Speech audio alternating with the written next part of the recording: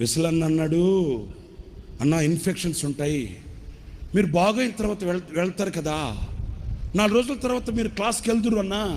అట్లా అంటే 2 కళ్ళల్లో నీళ్లు కార్చాడు. 2 కళ్ళల్లో నీళ్లు కార్చి, రే నా పిల్లల్ని నేను చూసుకోకూడదా?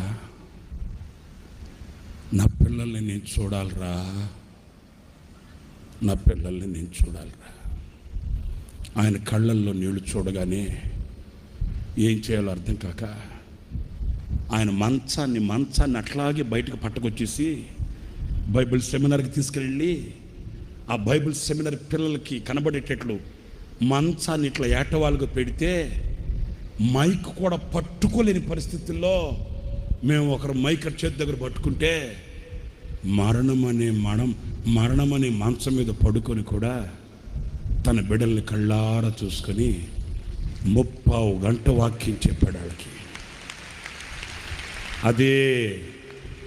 అదే ఆయన చివరి సందేశం.